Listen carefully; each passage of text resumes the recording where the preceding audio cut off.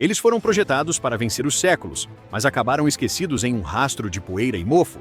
Neste vídeo, você descobrirá monumentos colossais que, apesar da imponência, foram abandonados à própria sorte e hoje escondem segredos que a história tentou apagar.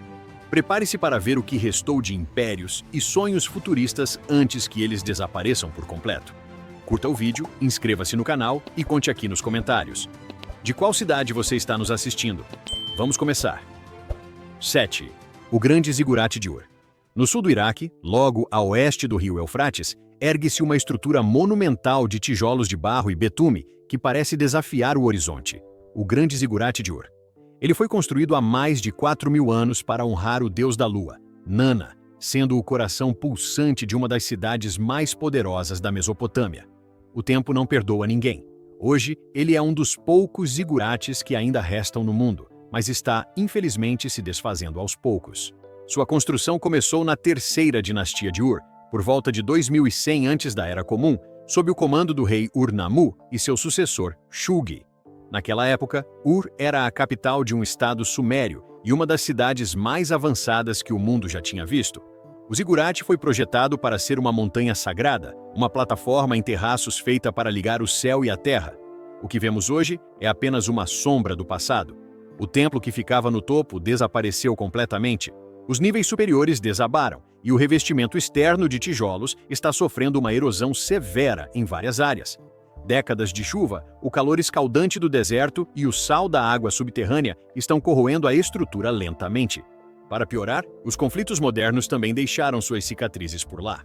O local foi danificado tanto na Guerra do Golfo quanto na invasão do Iraque em 2003, quando bases militares próximas e operações de combate abalaram as fundações e marcaram o solo ao redor. Nos anos 80, Saddam Hussein ordenou uma reconstrução parcial da fachada inferior, mas os arqueólogos caíram matando. Eles criticaram a obra por ter motivações políticas e ser historicamente bem imprecisa. Parte dessa restauração usou concreto e cimento, materiais que retêm umidade e acabam detonando os tijolos antigos que estão por trás. Desde então, as tentativas de preservar o local são raras e faltam recursos. Atualmente, organizações internacionais e autoridades iraquianas correm para estabilizar o que sobrou, mas o monumento está em uma corrida desesperada contra o tempo e a natureza. Se nada for feito, ele pode sumir e levar junto a memória de uma das primeiras cidades da humanidade. É triste pensar que uma estrutura que sobreviveu a 4 milênios agora corre o risco de virar pó por causa de erros humanos modernos e falta de cuidado. O passado nos ensina muito, mas só se a gente permitir que ele continue de pé para contar a história. 6. As casas em formato de OVNI de Sanji. Na costa norte de Taiwan, perto da cidade litorânea de Sanji, existiu uma colônia de estruturas coloridas em formato de cápsulas que não pareciam nada deste mundo. Elas pareciam ter saído direto de um filme de ficção científica dos anos 60, com discos pairando empilhados como pires em cima de estacas, espalhados pelas dunas como uma frota alienígena que tivesse feito um pouso forçado. Esse lugar era conhecido como a Cidade das Cápsulas de Sanji, ou simplesmente Casas OVNI. O plano original era transformar o local em um resort de luxo para os ricaços taiwaneses e militares dos Estados Unidos. Mas o sonho nunca decolou. Em vez disso, as cápsulas foram abandonadas no meio da construção e deixadas para apodrecer e desabar sob o peso das tempestades costeiras, dos boatos e do fracasso financeiro. A construção começou em 1978 por um incorporador que acreditava que a área seria um retiro de praia futurista e chique. Os prédios seguiam um estilo arquitetônico chamado Googie, com janelas circulares e cores vibrantes. Cada unidade deveria ser uma casa de férias de alto padrão, mas, desde o início, o projeto parecia estar amaldiçoado. Segundo as fofocas locais, o terreno tinha sido um antigo local de sepultamento para soldados holandeses, e muitos acreditavam que o lugar era assombrado. Vários operários morreram em acidentes no canteiro de obras e as superstições locais só aumentavam. Para completar o desastre, os desenvolvedores enfrentaram dificuldades financeiras e o interesse dos investidores sumiu. Em 1980, o projeto foi suspenso. As casas OVNI nunca foram inauguradas e a área foi cercada. Por décadas, o local virou um destino cult para fotógrafos e exploradores urbanos que gostam de coisas bizarras. O contraste era impossível de ignorar. Cápsulas espaciais brilhantes em ruínas, cercadas por vegetação tropical e ondas cinzentas quebrando ao fundo. Vídeos do vento uivando pelas portas quebradas e salas circulares vazias davam ao lugar uma vibe de tranquilidade pós-apocalíptica. Infelizmente, em 2010, a maior parte das casas foi demolida. Hoje, a área é apenas uma faixa costeira vazia, esperando por construções mais comuns. Algumas fundações e pedaços de entulho ainda restam, mas o sonho de uma utopia feita de discos voadores agora só vive em fotos e lendas da internet. É uma pena que o medo e a má sorte tenham vencido a criatividade. Aquelas casas pareciam o cenário perfeito para um filme de invasão espacial que nunca teve o final gravado. 5. O Monumento de Buzludzha, na Bulgária. No topo de um pico remoto nas montanhas centrais da Bulgária, cercado por florestas e castigado pela neve, fica uma das ruínas mais bizarras de toda a Europa. O Monumento de Buzludzha não se parece em nada com um prédio comum. Com seu formato de disco voador, teto abobadado e aquele estilo de concreto bruto e frio, ele mais parece uma nave espacial que fez um pouso forçado ou uma arena vinda do futuro. Mas a realidade é outra. Ele foi construído para homenagear o Partido Comunista Búlgaro. Hoje ele está lá, em silêncio absoluto, coberto de grafites e sendo corroído pelo vento, como se fosse um resto de uma civilização que nunca existiu. O visual é simplesmente de outro planeta. A construção dessa estrutura colossal começou no ano de 1974, durante o governo do líder comunista Todor Zhivkov. O lugar não foi escolhido por acaso, pois tinha um valor simbólico enorme para eles. Perto dali, em 1868, rebeldes búlgaros lutaram contra as forças otomanas e mais tarde, em 1891, revolucionários socialistas fizeram um congresso secreto naquele mesmo pico. Esse momento é considerado o nascimento do movimento socialista búlgaro. O regime de Zhivkov queria algo grandioso para marcar o território e deixar claro quem mandava. Eles queriam ostentar poder e ideologia nas alturas. E o que eles construíram foi exatamente isso. Um salão circular imenso com 42 metros de diâmetro e um teto em cúpula gigantesco. No centro do teto, uma enorme foice e martelo vermelhos dominavam o espaço, e em dias de céu limpo, o monumento podia ser visto a mais de 20 quilômetros de distância. Buzludzha abriu as portas em 1981 e, por alguns anos, serviu como o quartel-general cerimonial do partido, recebendo eventos e turnês de doutrinação. Era o brilho máximo do comunismo na região. Imagina só a pompa das festas feitas ali. Mas o jogo virou rápido. Em 1989, o regime comunista búlgaro caiu e o monumento foi abandonado praticamente do dia para a noite. Por anos, o local virou uma zona proibida, sem manutenção, sem guarda e totalmente instável. Mesmo assim, ele virou um destino sagrado para aventureiros e fotógrafos do mundo todo.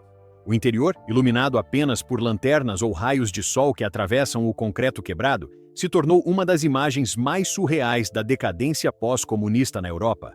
Ver a luz entrando pelos buracos é de arrepiar. Em 2019, alguns trabalhos de estabilização começaram com o apoio de fundações internacionais e conservacionistas locais. Mas uma restauração completa custaria milhões, e até agora, nenhum governo quis assumir essa conta pesada. Hoje, o monumento continua oficialmente fechado ao público, mas muita gente ainda dá um jeito de dar aquela espiadinha lá dentro. Lá no interior, os mosaicos ainda brilham sob a poeira, e o domo ecoa o som do vento. Do lado de fora, a montanha observa enquanto os sonhos de concreto continuam a sumir entre a memória e o esquecimento. O tempo realmente não perdoa nada nem ninguém. É fascinante ver como uma estrutura tão imponente e cheia de ideologia pode se transformar em um esqueleto de concreto entregue à própria sorte. 4. O Mausoléu de Halicarnasso. Das 7 maravilhas originais do mundo antigo, apenas uma, a Grande Pirâmide de Gizé, ainda está de pé. As outras foram levadas pelo tempo, pelo clima, por terremotos e guerras. Mas entre as perdidas, o Mausoléu de Halicarnasso ocupa um lugar especial. Ele não foi apenas uma obra-prima da arquitetura, mas foi o monumento que deu origem à própria palavra mausoléu que usamos hoje. Atualmente, os restos dele estão espalhados no oeste da Turquia, desmoronados, saqueados e cobertos pelo mato. É triste ver um gigante transformado em poeira. A história desse lugar começa no ano 351 a.C., quando Mausolo, um governante persa, morreu em sua capital, Halicarnasso, que hoje é a moderna cidade de Bodrum. Sua viúva e irmã, Artemísia II, ordenou a construção de uma tumba enorme em sua honra. Ela contratou os melhores escultores e arquitetos gregos da época, como Sátiros e Pítio, além de artistas famosos como Escopas e Timóteo. O que eles ergueram se tornou lendário. O mausoléu era uma mistura de estilos grego, egípcio e lício, subindo cerca de 45 metros de altura. Ele ficava sobre um grande pódio, acima do qual se erguiam 36 colunas que sustentavam um telhado em degraus, com o formato de uma pirâmide. No topo, havia uma quadriga, uma escultura de mármore de Mausolo e Artemísia, em uma carruagem puxada por 4 cavalos. Imagine a imponência dessa visão contra o céu azul. Mas, como tantas outras relíquias antigas, o mausoléu não sobreviveu à história. Ele permaneceu de pé por quase 1.500 anos, resistindo à ascensão e queda de vários impérios. No entanto, no século XIII, uma série de terremotos poderosos atingiu a região. O telhado desabou, as colunas quebraram e a câmara funerária ficou exposta ao tempo. Nos séculos seguintes, ladrões de pedras e saqueadores levaram o mármore para reutilizar em construções locais. No século XV, os cavaleiros de São João, cruzados que controlavam a área, desmontaram sistematicamente o que sobrou para reforçar as muralhas do seu próprio castelo. O ser humano às vezes destrói o passado para construir o presente. Em 1846, o arqueólogo britânico Charles Thomas Newton começou as escavações no local e desenterrou fundações, fragmentos de estátuas e seções de frisos. Muitas dessas peças estão agora no Museu Britânico, incluindo uma das estátuas originais dos cavalos. Hoje em dia, sobra muito pouco do mausoléu original em seu lugar de origem. O sítio arqueológico em Bodrum consiste basicamente em um buraco retangular, alguns blocos de fundação e pedras espalhadas. Artistas e arquitetos ainda estudam suas proporções até hoje. Essas pedras quebradas são um lembrete de que mesmo as estruturas mais grandiosas podem cair. Nada é eterno, nem mesmo o mármore mais puro. A história do mausoléu de Halicarnasso nos ensina que o legado de uma pessoa pode sobreviver através das palavras, mesmo quando o monumento físico vira apenas ruínas e lembranças. 3. O monumento a Lenin em Sherbinka. Nos arredores de Sherbinka, uma pequena cidade industrial ao sul de Moscou, existe um titã esquecido que parece observar o tempo passar. É uma estátua de Vladimir Lenin, equilibrada em um pedestal todo detonado, meio engolida pelo mato e levemente inclinada pelo próprio peso. O casaco dele parece balançar ao vento e a mão continua estendida naquele gesto eterno de promessa revolucionária, mas a verdade é que ninguém mais está ouvindo. A praça ao redor está toda rachada e afundada. O concreto nos pés dele está lascado e os murais que antes eram motivo de orgulho, agora são só silhuetas fantasmagóricas. É um cenário de desolação total e melancolia. Este é um dos últimos monumentos de Lenin em grande escala que ainda restam no subúrbio de Moscou, apodrecendo em silêncio sem que quase ninguém perceba. Ele nunca foi tão grandioso quanto a estátua de Volgogrado, mas foi construído nos anos 70 com aquela mesma ideia fixa de imortalizar o pai da União Soviética em cada esquina, fábrica ou vila. Na época, Sherbinka era um polo militar agitado e ganhou seu próprio Lenin, fundido em bronze e montado sobre pedra vermelha, com mais de 12 metros de altura. Ele era o centro das atenções na praça principal da cidade. Ver algo desse tamanho assim, abandonado, é bizarro. Só que, quando a União Soviética ruiu em 1991, o monumento acabou indo para o ralo junto com a economia da cidade. Os contratos militares sumiram, as fábricas fecharam e o dinheiro público desapareceu num piscar de olhos. A estátua ficou lá, grande demais para ser removida, polêmica demais para ser celebrada e firme demais para simplesmente cair sozinha. Ela foi deixada para definhar. Houve até umas propostas meio desanimadas de limpar a estátua ou levá-la para um museu, mas ninguém quis abrir a carteira para financiar isso. O gigante de bronze ficou sem rumo. Alguns estudiosos argumentam que o lugar deveria ser preservado como um memorial para as utopias que falharam, uma espécie de Pompeia soviética em miniatura. Mas, na prática, nada mudou. Durante a maior parte da década de 2010, a estátua ficou invisível para a mídia russa. Ela não era chique o suficiente para ser restaurada, nem odiada o bastante para ser demolida com festa. E assim, ela seguiu. Um lembrete de 40 toneladas de uma época que a Rússia prefere deixar meio embaçada na memória em vez de apagar de vez. O peso da história é literal nesse caso. Hoje, o Lenin de Sherbinka continua lá, sozinho, rachado e sofrendo com a erosão. Para os moradores, ele é só um ponto de referência ignorado no caminho de casa ou um atalho que ninguém usa, esperando o dia em que finalmente vai desabar. O tipo de decadência que vemos aqui não vem com violência ou grandes cerimônias, mas sim com orçamentos apertados, memórias que desaparecem e o silêncio mortal do tempo. É o fim de uma era em câmera lenta. O bronze resiste, mas a ideia já morreu. O monumento de Lenin, em Sherbinka, é o retrato perfeito de como o tempo transforma ídolos inabaláveis em relíquias silenciosas e cobertas de poeira e descaso. 2. O Mausoléu Anıtkabir de Atatürk. Imagine um lugar que define quem você é. No topo de uma colina que vigia Ankara, a capital da Turquia, existe um monumento tão respeitado que ele se tornou parte da identidade moderna do país. O Anıtkabir, ou o Mausoléu de Atatürk, não é só um túmulo, é um verdadeiro grito de independência. Ele foi construído para guardar os restos mortais de Mustafa Kemal Atatürk, o grande fundador da República Turca. É impossível não sentir o peso da história aqui. Mas, olha que curioso.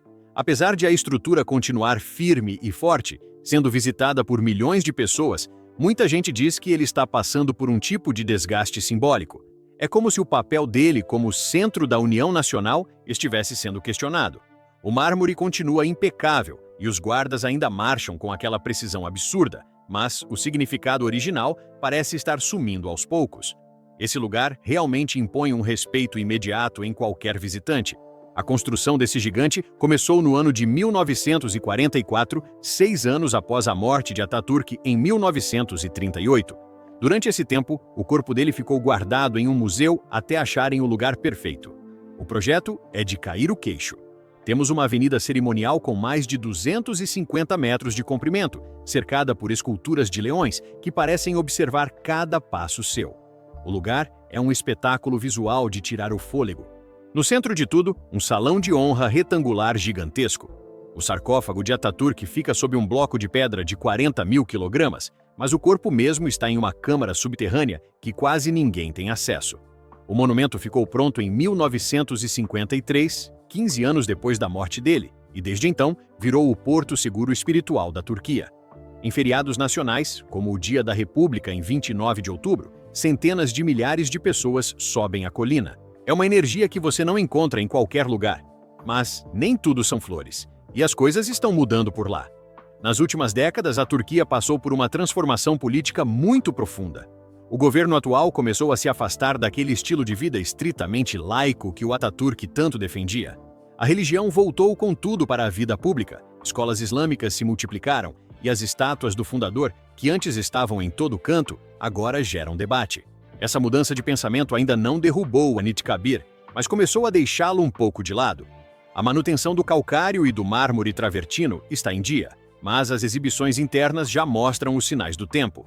Mudanças políticas sempre acabam refletindo na preservação da nossa história. E tem mais, viu?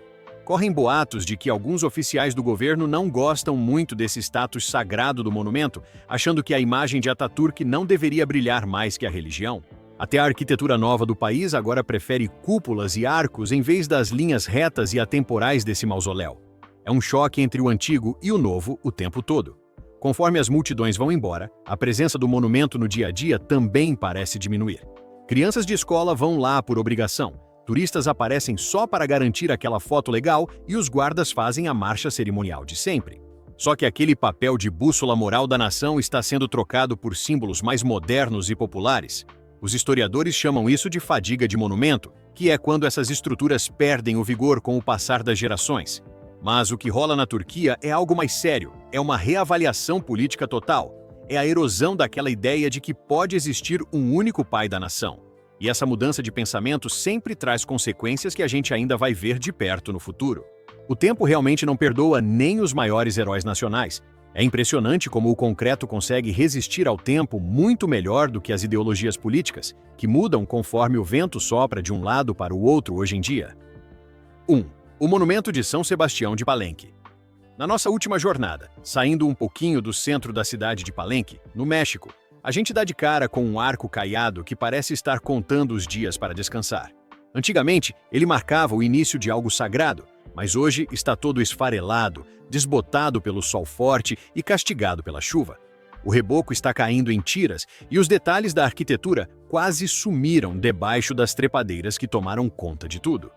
Muita gente passa por ali de carro e nem faz ideia do que está vendo. Uns acham que é só um entulho velho, outros pensam que é um portão colonial que não leva a lugar nenhum. Mas a verdade é que, por quase 300 anos, esse monumento foi a porta de entrada cerimonial para um dos assentamentos mais ricos em simbolismo de todo o sul do México. É triste ver tanta história virando apenas uma parede velha. Esse arco foi erguido lá no começo do século XVIII. Naquela época, as ordens dos franciscanos e dominicanos estavam super ativas na região depois da conquista, construindo igrejas, mosteiros e postos avançados religiosos para marcar território. O monumento foi feito no estilo barroco espanhol, mas com aquele toque especial. Usaram materiais locais e adaptaram tudo ao terreno da região. Mas ele não era só uma construção bonitinha para tirar foto, não. Ele servia para uma espécie de coreografia social e religiosa. As procissões passavam por baixo dele durante os grandes festivais e os peregrinos entravam na cidade por ali na Semana Santa. Até as autoridades espanholas faziam questão de cruzar o arco quando chegavam de suas expedições longas e cansativas. Era o ponto alto de qualquer viagem daquela época. Para ser bem sincero, aquele arco funcionava como um portal de transformação. Quando você passava por baixo dele para entrar na cidade, você estava deixando o selvagem para trás e entrando no mundo da civilização, da igreja e das leis espanholas. No sentido contrário, quando você saía pelo arco, você estava indo em direção ao desconhecido, ao mato e aos vastos territórios ancestrais dos maias. Era como se o arco separasse dois mundos completamente diferentes. Hoje em dia, porém, o monumento vive em um tipo de purgatório. Ele não está totalmente em ruínas, mas também ninguém se lembra direito dele. É uma relíquia que ficou presa em uma história que ninguém mais conta. O arco parece um figurante esquecido em um filme famoso. O que acontece é que os turistas que visitam a região só querem saber das ruínas espetaculares da antiga cidade maia, que fica logo ali fora da cidade.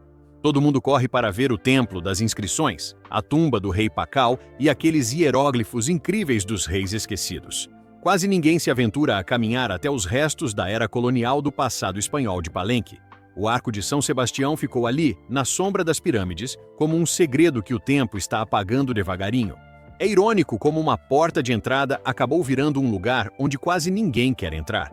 Às vezes o que é mais novo acaba sendo esquecido primeiro. Esse arco é um lembrete silencioso de que a história tem camadas e que nem tudo que é antigo recebe a atenção que merece. Qual dessas estruturas mais te impressionou pela rapidez com que foi esquecida?